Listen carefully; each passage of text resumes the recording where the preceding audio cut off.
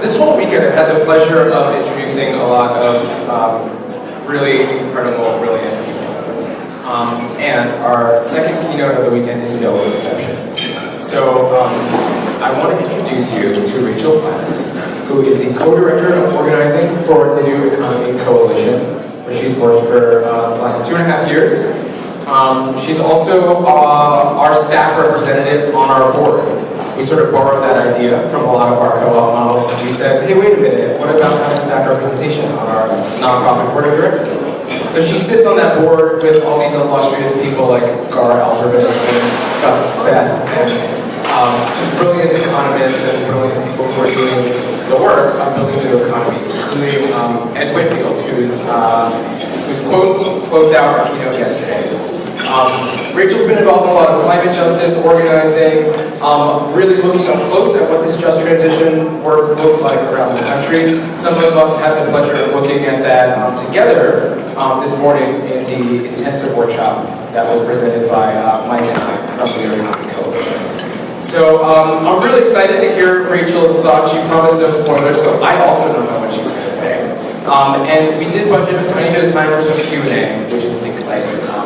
So without further ado, just take your forks and put them down for just 1 second, so we can give a nice warm welcome to Rachel Plattus.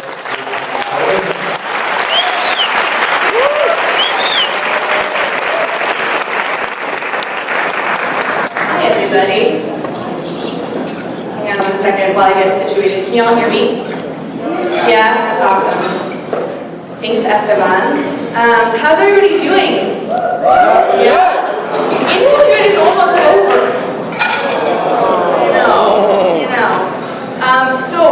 Because of that, I'm going to take a page out of Nikki's book and have everybody keep eating, but I want you to turn to a neighbor.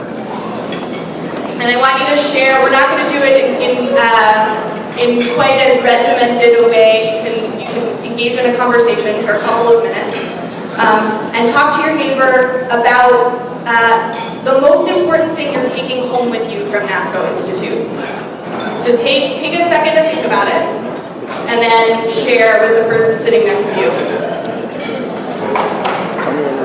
Okay, go.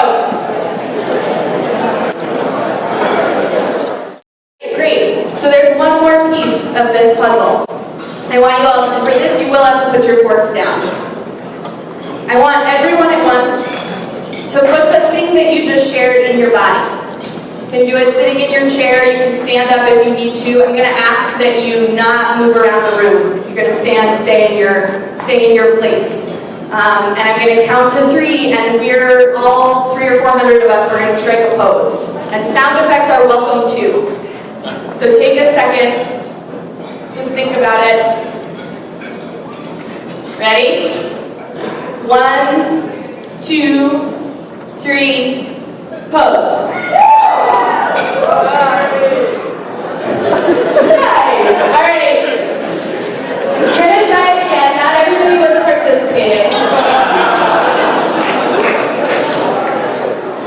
I just realized that I wasn't participating either, which is not really fair. So this time I will participate, which means all of you have to participate too. Okay? Ready? 1, 2, 3, pose. Excellent. Thank you. All right, now that I have your attention, you can go back to eating. And I'm going to kick this off by reading you a part of my current favorite poem. This dance you do, drawls the cop. What do you call it? We call it scalding the air. We call it dying with your shoes on. When the wind kisses the leaves, I am dancing. When the subway hits the 3rd rail, I am dancing. When the barrel goes over Niagara Falls, I am dancing. Music rings my bones like metal. We have all caught the itch. The neon artist wiring up his legs, the tourist couple recording the twist on their Instamatic camera, and in a factory, a janitor asks his broom for a waltz. and he grasps it like a woman he'd have to live another life to meet. And he spins around the dustbin and machines and thinks, is everybody happy? And he spins out the side door, avoiding the cracks in the sidewalk, grinning, as if he'd just received the deepest kiss in the world. That's from a poem called Victims of the Latest Dance Craze by Cornelius. He's a really phenomenal poet. So I read this poem because I am what is called a kinesthetic learner. I learn by moving. I was never a really great dancer, but ballet class woke up my brain in a way that nothing else could. And I still have to be moving to absorb information or think really hard, which is why you'll see me fidgeting a lot up here. So I find the lessons of dance and of dancers really useful. Embodied knowledge, I think, is really useful. I wanted to talk to you today about feelings, but that felt kind of scary. And I'm supposed to talk to you about cooperation, which is even scarier because you all know a lot more about it than I do. So I'm going to talk to you about dancing, which is feeling embodied. And I'm going to use that to talk about cooperation, which is how we dance together. You all go there with me? Yeah? So I'm going to start by talking a little bit about choreography and about a choreographer named Twyla Tharp. Anybody heard of Twyla? Who's written extensively about her practice, about how she does what she does. And she writes about habits, the creative habit and the collaborative habit. In her book, The Creative Habit, she says, creating is all about playing and innovating within familiar forms. It's natural to want to establish as many ground rules as possible about form before we get down to work. But you have to choose the form that's not only appropriate to you, but right for your particular idea. So I am going to argue that cooperatives are right for the particular idea of figuring out how to get out of the mess we're in societally. And that the beauty of this analogy is that the collaborative habit is built into the cooperative form. This doesn't mean that the cooperative form is the goal in and of itself. Creativity and collaboration are habits that enable us to create great dances. Participatory democracy and cooperation are habits that enable us to provide for our basic needs and maybe, hope, create great movements. So how? So there's an operational level to this that increases community ownership, and you all know this, increases the number of voices we hear, which increases the overall democracy of a system, makes the system smarter. A great postmodern choreographer, Deborah Hay, asks a series of what-if questions to get herself and her dancers moving. What if every cell in my body could notice the feeling of time passing, could experience its own mortality, the sense of hanging on, the loss? What if I were to dance as if every cell in my body invites being seen? So think for a second about each of your cells as autonomous beings, each with its own specialized intelligence, its own need to be nourished, to move, to cooperate with its neighbors. And then think about democracy as fractal. Think about the cells in your body practicing consensus. Think about that, because I like that one. Think about the cells in your body practicing consensus. Think about each of us as autonomous beings with specialized intelligence and basic needs, and recognize that none of these autonomous beings, the cells or the humans, can actually comprehend the whole system that they exist in, but that they know a hell of a lot about it from their own unique vantage point. Not so great. But our extractive economy doesn't actually recognize or value this individual humanity, this need for information and experience to come in and out of every pore of the system. It values monoculture, where dance and cooperation thrive on diversity of thought and action. So cooperation is an act of resistance because it asserts our right to be be our whole individual selves. Then there's a practical level at which cooperative and community ownership can actually capture money from the extractive economy. I was talking about this yesterday with other folks, to create productive capital circulating in communities. For lots and lots of us, the white supremacist, classist, colonialist, heteropatriarchal capitalist system takes labor from us, takes coal, oil, gas, land, homes, and water out from under us, and doesn't give much of anything back. Unless you count the violence that the system has to use to maintain borders and an unequal system. But more and more people who care about building community wealth are finding new ways to attract and capture low to no interest loans, investment, and customers from institutions propped up by the extractive economy, and how to leverage those resources to build community wealth and ownership, to reclaim the commons, and to build power. To mix my metaphors, I like to think of this a little bit like activation energy. We know what our needs are, and in many ways we know how to meet them. And this infusion of capital can get us over that initial hump to where we can really do the work of growing and sustaining resilient communities. So cooperation is an act of resistance because it offers a meaningful vehicle through which the extractive economy can pay us back. There was a little talk in the last workshop that I was in, the great workshop that Mike and Esteban led about reparations. And I think there's a component of that in this. And then there's a relational level. This is the feelings part. Cooperation is an act of resistance against a political economic system that tells us to compete, that tells us we aren't allowed to be fully who we are, that tells us that our identities make us more than or less than other people. Cooperation actively changes the way we are in the world together. Twyla Tharp says all collaborations are labors of love. I think it's even more fundamental than that. All collaborations are assertions of humanity. We make the world more human by cooperating in it. I work for, as you know, an organization called the New Economy Coalition with Mike and Esteban. We staff a network of about 130 organizations working in all kinds of ways to build a more just economy. And I think about it as an economy that's democratic, that's regenerative to people, places, and the planet, and that operates at the appropriate scale, which means decisions are made at the most local level they can be.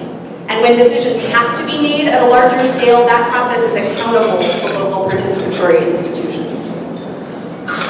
So Steve talked yesterday about the importance of NASCO as a network and the importance of networks more generally.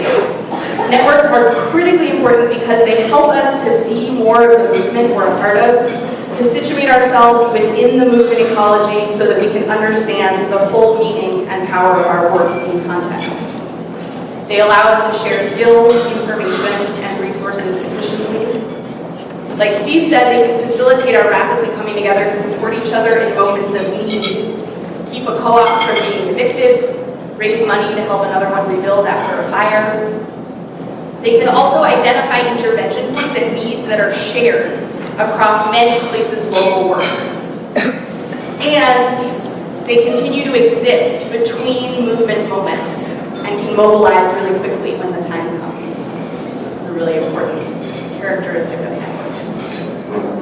One example, Occupy Sandy, which I also talked about yesterday, mobilized in an incredibly powerful way in New York after Hurricane Sandy, creating a grassroots crisis response that surpassed the work of outside agencies like the Red Cross and FEMA in many ways, more than a year after Occupy Wall Street's moment had really started to fade. This gets a little bit to why cooperatives are so important to our movements more broadly. The work of rebuilding in crisis, of building something different and better that allows us to provide for basic needs that the state and the market aren't serving, actually isn't separate from resistance work. And recently we've been able to see that in really powerful ways. We can look at the worker-owned Rockaway cooperatives and Rockaway Wildfire, which are efforts that emerged out of the community response to Hurricane Sandy. We can look, are there folks from New York here? Yeah. We We can look at the election of Mayor Sophie Lumumba in Jackson, Mississippi, and the beautiful work that Cooperation Jackson is still doing now that he's gone. We talked about that a little bit also in the workshop today. We can look at the People's Climate March, which was organized by a really interesting coalition of frontline environmental and climate justice leaders, labor leaders, and mainstream climate organizations, and was a critical moment for shifting the story of the climate movement. And we can look at the powerful ways in which youth are asserting their right to lead the mobilizations in response to Michael Brown's murder in Ferguson. So we don't totally know when these moments are going to happen. If you know, then you should tell me, and I will employ you to tell me. These moments are what Saul Alinsky and his protege Nicholas von Hoffman call moments of the whirlwind. So we don't necessarily know when they're going to happen, but we can play a major role in shaping how the stories of these movements are told, and even in creating the moments. I had the opportunity to collaborate with Adrienne Marie Brown, who's an amazing organizer and science fiction writer and scholar who lives in Detroit, on her emergent strategy handbook. Yeah, she definitely deserves major snaps. And I like the way that she talks about how we might create the conditions to respond appropriately to these moments. She says, rather than laying out big strategic plans for our work, many of us have been coming together in community in authentic relationships and seeing what emerges from our conversations, visions, and needs. Many of us have been socialized that constant growth and critical mass are the ways to create change. But emergence shows us that adaptation and evolution depend more on critical connections, dare I say, love. And we know how to connect, and we long for it. Thanks, right? So we don't stop doing the work in between the moments when the rest of the world is watching. We don't stop doing co-ops when co-ops aren't the sexy thing of the moment. What we do in between is what actually allows the moments to exist in the first place. They wouldn't exist without that work. So Adrienne has a dance move that goes along with this quote. Should we try it? Are people game? I see like not that many people eating. I think we should try it. Haha. All right, so here I'm going to give Adrienne's prompt for it. We're going to experiment with this in our bodies now. Together, we are going to make a wave. How many of you have observed the ocean? Nice. The waves are not the same over and over. Each one is unique and responsive. The goal is not to repeat each other's motion, but to respond in whatever way feels right in your body. So you can use the motion that you used before when the wave comes around to you. You can pick a new one. The wave we create here is a one-time occurrence. Show up. Let's begin. All right, so we're going to start over here, and we're going to sort of fan this wave all the way across the room, and we're going to get here, and then we're going to send it back, all the way back. And we're going to do it until it looks awesome. So let's make it look awesome. All right, ready? 1, 2, 3.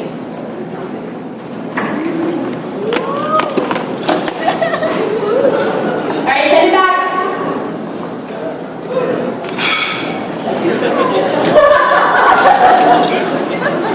We're going to try one more time, but waves are loud. Let's make noise. We'll start over here this time. Ready? 1, 2, 3, go.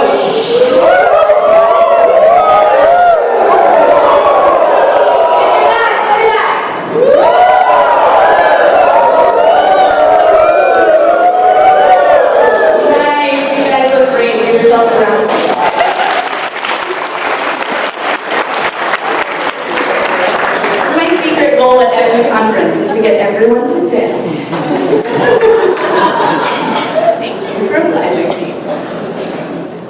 So I'm going to go back to Twyla Tharp one more time, not for the last time, who describes it this way. Your creative endeavors can never be thoroughly mapped out ahead of time. You have to allow for the suddenly altered landscape, the change in plan, the accidental spark. And you have to see it as a stroke of luck rather than a disturbance of your perfect scheme. Habitually creative people, that's all of you, habitually creative people are prepared to be lucky. This is how the world works. In creative endeavors, luck is a skill. I would argue actually that luck is a skill of groups as much as, if not more, than a skill of individuals, which illuminates a lot of why networks are so important and why I do the work that we do. And we're getting a lot better at this, I think, but we still have a ton of work to do on being able to adapt to these moments and be prepared for luck. So I'm going to tell one more story that I think gets at the power of networks and of cooperative economics. You all are building what I call smart power. It's a kind of power that understands the system it's contending with. I see this kind of power beginning to be built in the fossil fuel divestment movement that's on campuses across the country too. And another place where this smart power has been built is in communities on the front lines of extractive industry who are working on what they call a just transition away from the fossil fuel economy, a transition that doesn't leave workers and communities behind. I've been lucky enough to be involved in an effort with the Climate Justice Alliance, which is Wiki.org, the Responsible Endowments Coalition, the Working World, among others, that is trying to get these pockets of smart power to start thinking about how to work together. And for the divestment movement, part of this work together is regrounding divestment as a solidarity tactic and moving from divestment to reinvestment. Not everybody knows that the fossil fuel divestment movement began as a solidarity tactic. I told this story in the last workshop, but a group of Simorgh College students took a trip to West Virginia, to coal country in West Virginia, and saw mountaintop removal up close.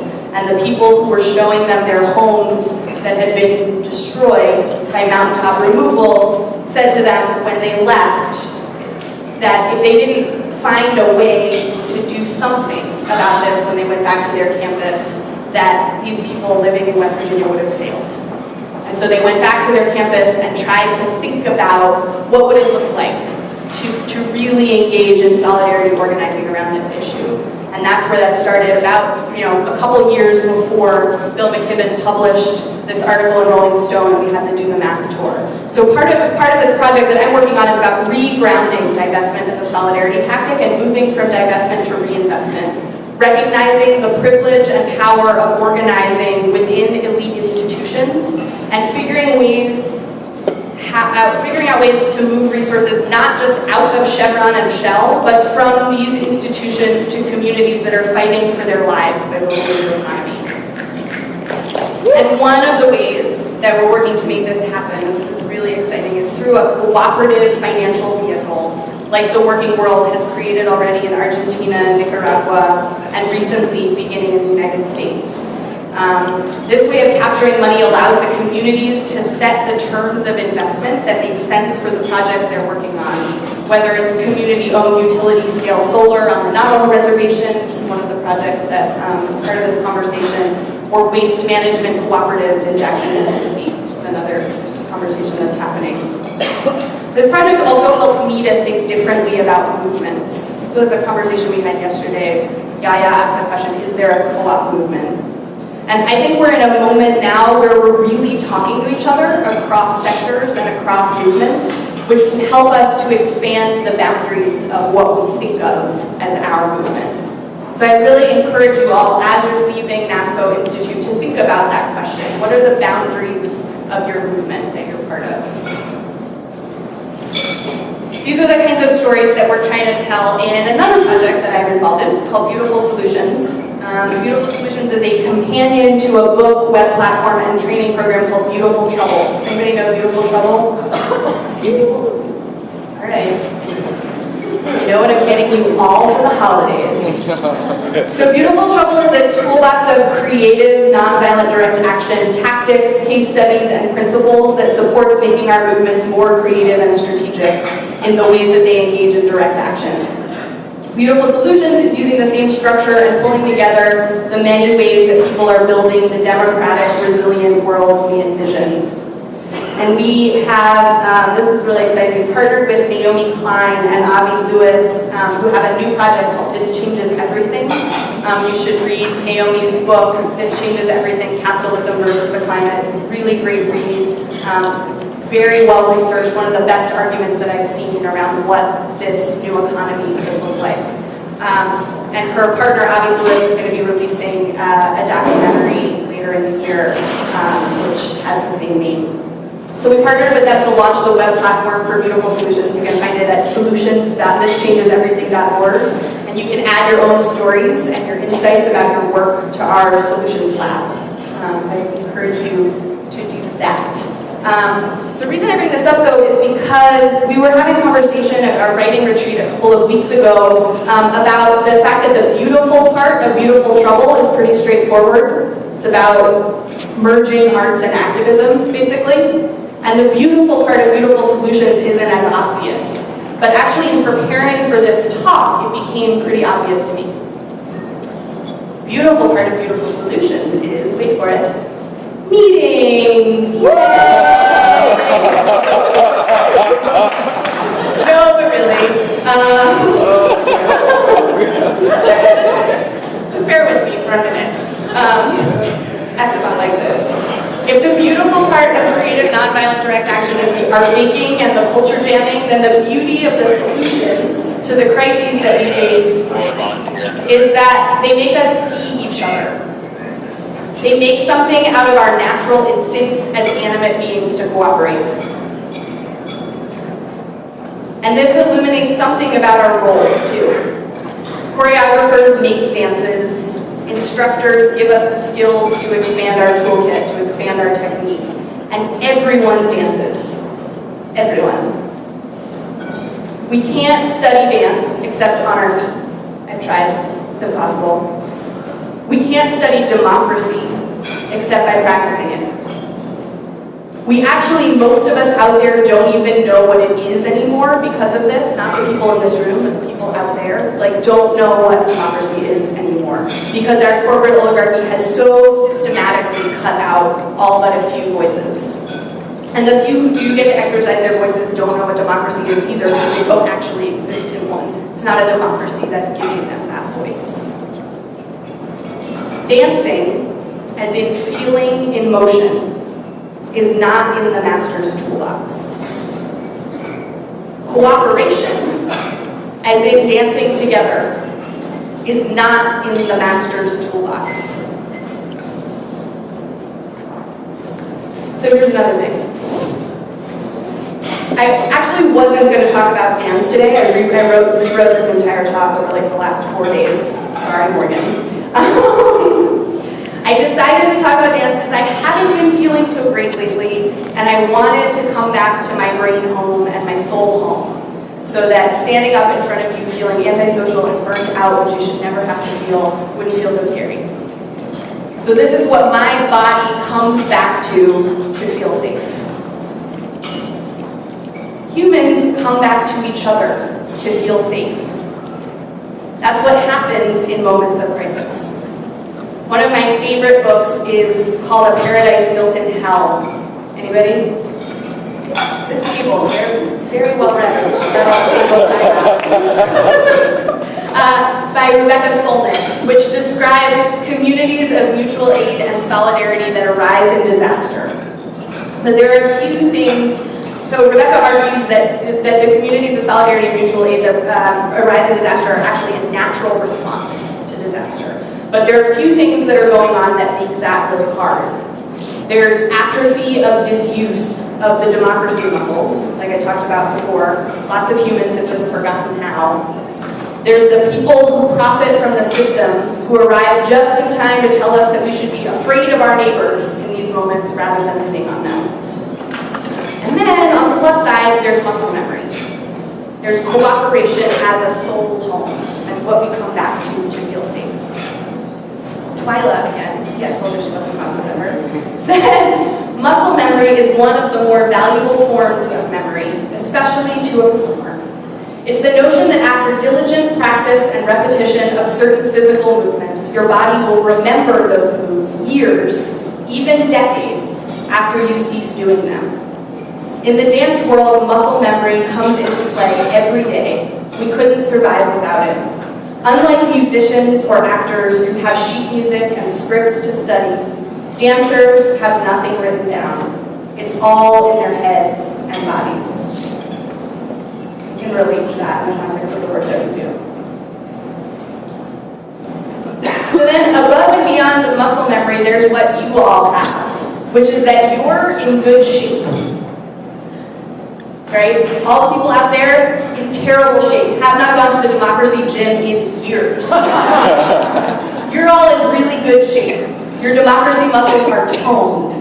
So you are then naturally in a position to lead. And the kind of leadership we need these days is leadership toward collective liberation. And that means something different than what most of the world thinks of as leadership.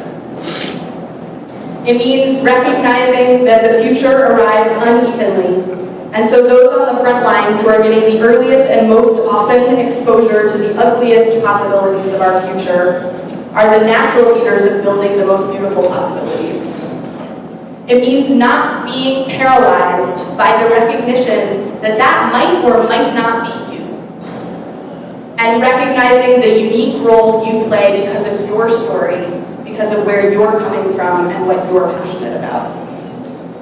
It means building a critical consciousness about identity and never being done developing it, and developing leaders who have it too. It means controlling your own story and practicing solidarity by supporting those other leaders in telling theirs. It means building the trusting, authentic relationships to practice emergence in the powerful base-building opportunities brought on by moments of crisis, whether that's a Hurricane Sandy or an ice raid in western North Carolina that creates an opportunity for women to be their own bosses, like we heard about from Nikki, or a food desert in eastern North Carolina that starts a conversation about a food co-op in a low-income community of color in Greensboro. It means experimenting, developing new models, learning from them, and building it better next time. It means starting building with the incredible resources that are already there, even if you don't immediately recognize them, practicing a culture of abundance rather than scarcity. It also means recognizing that what is needed might not be glamorous or obvious. Remember Nikki talking about washing the dishes. It means finding new ways to work with old wisdom, composting ballet technique to create new forms of dance, feeling the old wisdom work its magic in your new context, feeling how it is different and familiar at the same time because cooperation is as old as life. And by the way, doing that, as I was reminded this morning, means studying our movement history and learning about that old wisdom. You have to know it to be able to apply it. It means identifying as part of a movement that is larger than your co-op, larger than NASCO, and engaging in network thinking. It means recognizing that reclaiming stories and soil through cooperation is inherently disruptive, and that it is part of our work to become ungovernable by unjust and immoral systems.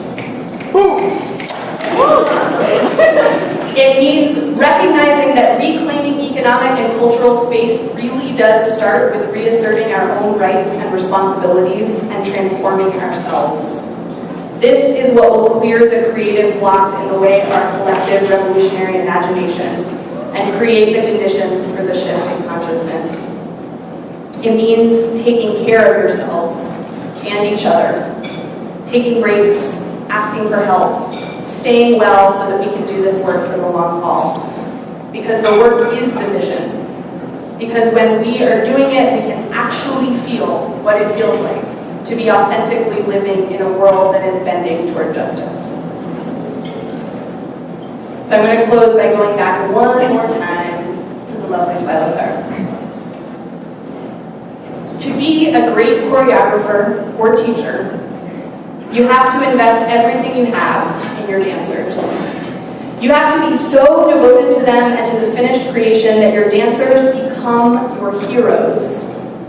It takes courage to be generous like that. To believe that the better the dancers look, or the actors in your film, or the singers of your song, or the people in your co-op, the better the scene will play, and the more satisfying the work itself will be.